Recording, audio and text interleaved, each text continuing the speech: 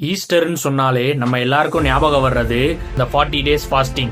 இதுக்கு பின்னாடிலாம் இருக்க வரலாற்று தகவல்களை பத்தி உங்களுக்கு தெரியுமா? I am Vicky. It's time to explain Vicky's Veritas. Easter fasting பூமிக்கு வந்ததின் நோக்கமா தன் மனித வாழ்க்கையிலிருந்து இறை வாழ்க்கைக்கு தன்னை அர்ப்பணிக்க தொடங்கிய பிறகு இயேசு கிறிஸ்து ஒரு பாலைவனத்துல 40 நாட்கள் ஃபாஸ்டிங் இருந்திருக்காரு. எந்தவித அசைவமோ மற்ற விதமான உணவுகளோ சாப்பிடாம எந்த பிரச்சனைகள் வந்தாலும் அதை ஃபேஸ் பண்ணி சாத்தானோட அதிகார ஆசையை காண்பித்த போதும் உணவு பசியை தூண்டிய போதும் அதை தாண்டி வேத வசனங்களை மட்டுமே அவர் கற்பிச்சும் அவர் கத்துக்கிட்டும் அந்த உபவாசத்தை தாண்டி வந்தனால அந்த 40 நாள் ஒரு மிகப்பெரிய மாற்றத்தின் ஃபாஸ்டிங்கா பார்க்கப்படுது.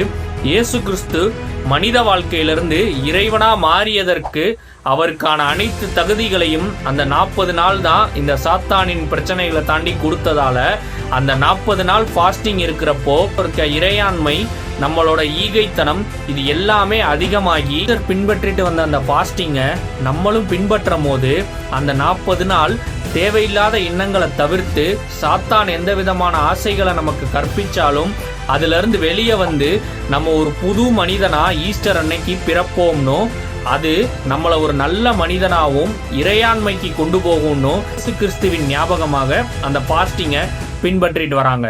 ஸோ ஈஸ்டர் சம்பந்தப்பட்ட இந்த ஃபேக்ட்ஸை பத்தி நீங்க என்ன நினைக்கிறீங்க? கமெண்ட்ஸ்ல சொல்லுங்க.